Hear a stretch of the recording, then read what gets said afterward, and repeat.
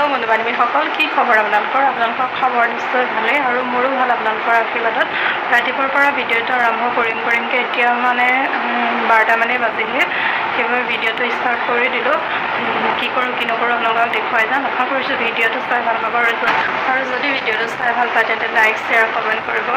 আৰু যিসকলে নতুনকৈ মোৰ ভিডিঅ'সমূহ চাই আছে তেওঁলোকে প্লিজ চেনেলটো ছাবস্ক্ৰাইব কৰিব বুলি আশা কৰিলোঁ। তেন্তে বলকচোন ভিডিঅ'টোৰ মাজলৈ যাওঁ। দিনটো কি কৰোঁ কি নকৰোঁ অকণমান আপোনালোককো দেখুৱাই যাম বুলি ভাবিছোঁ।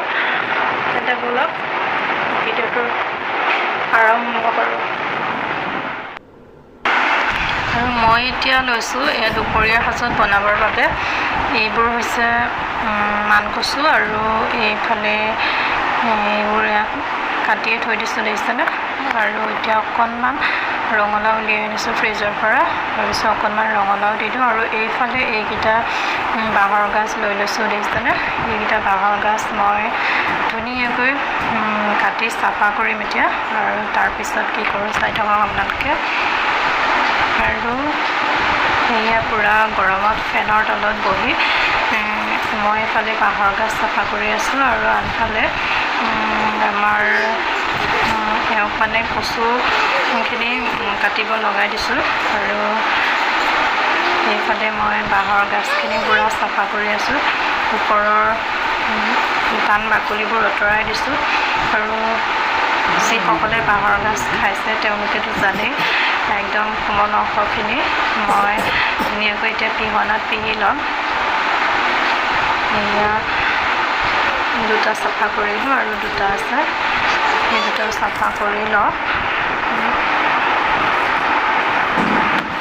এয়া আমাৰ মানুহজন পূৰা কামত ব্যস্ত হৈ আছে আৰু এইফালে মই বাঁহৰ গাজ চাফা কৰি আছোঁ। বাঁহৰ গাজৰ ছিজনটো প্ৰায় গৈছেহিয়ে। আমাৰ মানে ঘৰত বাঁহ থাকিও এইবাৰ কাটিমকৈ কটা নহ'লে, সেইবাবে বজাৰৰ পৰা এয়া 4টা বাঁহৰ গাজ আজি কিনি আনিলে। আৰু এইকেইটা মই ধুনীয়াকৈ পিহনাত পিহি কৰি আচাৰ বনাম। এইকেইটা চাফা কৰা হৈ গ'ল ধুনীয়াকৈ। আৰু এইফালে কচুখিনিও কাটা হৈ গৈছে পূৰা, এতিয়া ৰঙালাওখিনি কাটিব লাগিব। আৰু এইফালে পিঁয়াজ আদা নহৰু জলকীয়া এইবোৰ থৈ দিয়া আছে। আৰু এইফালে মোৰ বাঁহৰ গাজ পূৰা চাফা হৈ গ'ল আৰু এইখিনি কচু থৈ দিম বুলি ভাবিছোঁ। আৰু এইয়া দেখিছেনে, দুটা ৰুকা হৈ গ'ল আৰু দুটা আছে পিহনাত ধুনীয়াকৈ ৰুকি লৈছোঁ। এয়া এনেদৰে ৰুকি ল'লে আচাৰটো খুব ধুনীয়া হয়। ৰ'দত অকণমান পূৰা বাহিৰত চোকা ৰ'দ দি আছে, বাহিৰত যিটো ৰ'দ দি আছে এই ৰ'দটোত মানে ৰ'দ পালেই হৈ যাব আৰু বেছি শুকুৱালেও বেয়া। ইয়াত দুয়োটা বাঁহৰ গাজ ৰুকা হৈ গ'ল। মোৰ অৱশেষত হাত বিষাই গ'লগৈ। শেষৰ দুটা আকৌ মানুহজনে ৰুকি দিলে। আৰু ইয়াত এখন ডলা ধুনীয়াকৈ ধুই কৰি ডলাখন মচি কাচি লৈ এই ডলাতে এনেদৰে মই মেলি দিছোঁ। আৰু ডলাখনত যিখিনি ধৰা নাই মানে আটা নাই সেইখিনি মই দুখন ষ্টীলৰ কাঁহীতে দিম বুলি ভাবিছোঁ। আৰু ইয়াত এনেদৰে ওপৰত দি থৈ দিছোঁ। তলত দিলে যিহেতু মানে হাঁহবোৰ আছে, হাঁহে মুখ দি দিয়ে বুলি ভয়ো লাগে। আৰু এইয়া দেখিছেনে, একদম সন্ধিয়া সময়তহে লগ পালোঁ। এয়া বাঁহৰ গাজখিনি প্ৰায় শুকোৱা হৈ গ'ল, একদম বেছি মানে শুকুৱাই পেলোৱা নাই, দেখি আপোনালোকে নিশ্চয় গম পাইছে। আৰু ইয়াতে মই জিৰা হালধি জলকীয়া গুড়া জিৰা গুড়া ধনিয়া পাউডাৰ এনেদৰে নিমখ এনেদৰে দি কৰি ধুনীয়াকৈ মিক্স কৰি আছোঁ দেখিছেনে। এনেদৰে মিক্স কৰি লৈ মই কি কৰোঁ চাই থাকক তেন্তে। আৰু যিমানখিনি বাঁহৰ গাজ হয় সিমানখিনি মানে এটা আন্দাজতে নিমখ হালধি মছলা সেইবোৰ দিব লাগিব। আপোনালোকে যিসকলে বনাইছে তেওঁলোকেতো জানেই। আৰু কিছুমানে বাঁহৰ গাজবোৰ বহুত শুকুৱাই পেলাই, তেনেকৈ বনালে ভাল নালাগে।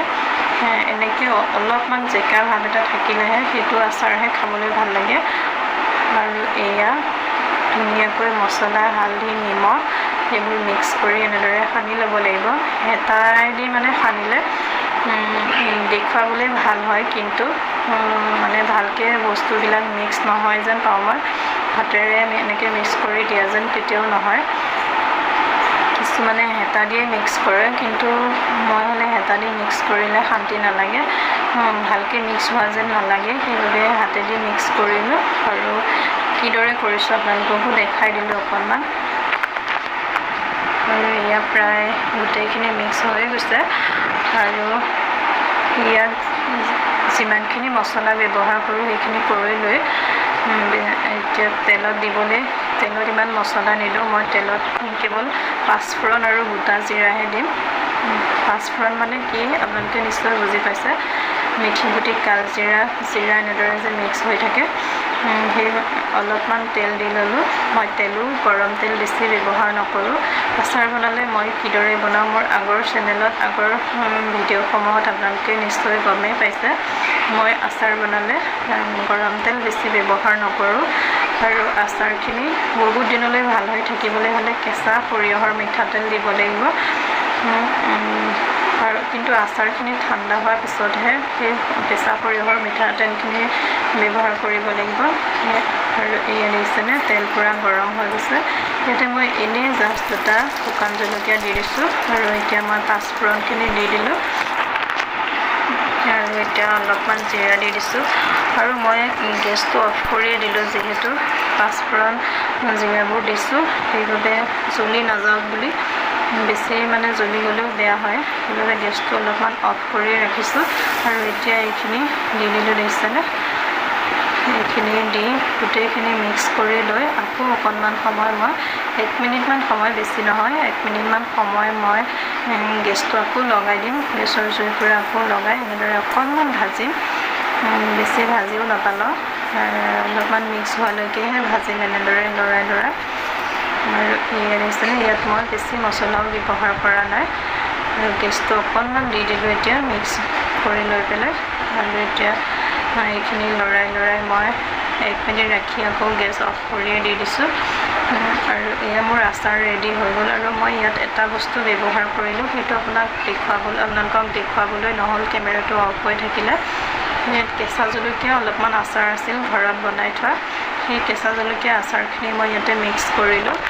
যিহেতু ইয়াত ভোট জলকীয়া দিব পাৰিলে বেছি ভাল হয়, কিন্তু মোৰ ওচৰত ভোট জলকীয়াও নাছিলে আৰু সেই আচাৰখিনিকে ইয়াত মই ব্যৱহাৰ কৰি দিলোঁ আৰু ইমান ধুনীয়া গোন্ধ এটা আহিছে। দেখিছেনে, দেখিলে গম নাপাব, কিন্তু যিসকলে এনেদৰে বনাইছে বা খাই পাইছে তেওঁলোকে নিশ্চয় গম পাব। আৰু এই আচাৰখিনি এসপ্তাহ পিছত মানে ইমান ধুনীয়া গোন্ধ এটা ওলাব। ইয়াত কিন্তু মই গৰম মছলা, মিট মছলা, যিকোনো ধৰণৰ মছলাবোৰ ব্যৱহাৰ কৰা নাই। আৰু এইখিনি দেখিছেনে, এইখিনি মই কেঁচাকৈ ৰাখিছোঁ, এনেদৰেও সেই শুকান থেকেৰা দুফুটামান দি থৈ দিছোঁ, এনেদৰেও চাটনিৰ দৰে জলকীয়া সানি খাই ভাল লাগে।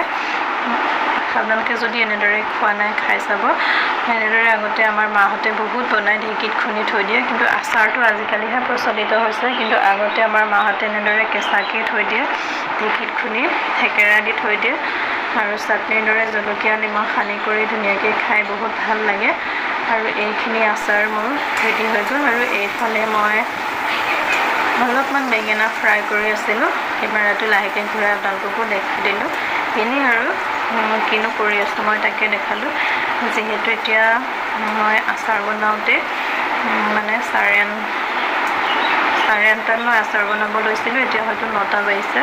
মই হ'লেও পাকঘৰৰ পৰা একেবাৰে ওলাই যাওঁ। দাইল হৈ গ'ল, এতিয়া বেঙেনা অলপমান ফ্ৰাই কৰিছোঁ আৰু ভাত খোৱাৰ সময়ত অকণমান পাপৰ ফ্ৰাই কৰিম, এনেদৰে খাম। আৰু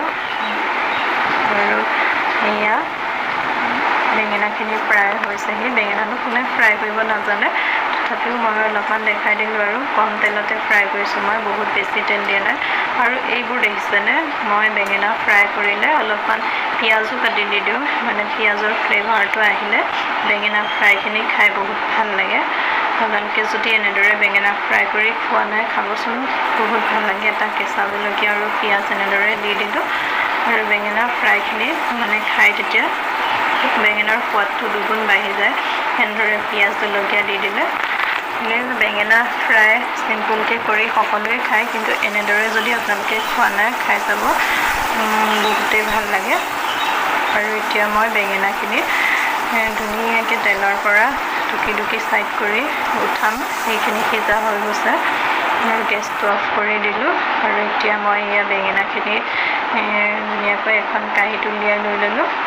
আশা কৰিছোঁ মোৰ ভিডিঅ'টো চাই আপোনালোকে নিশ্চয় ভাল পালে। তেন্তে আজিলৈ আহোঁ, বাই।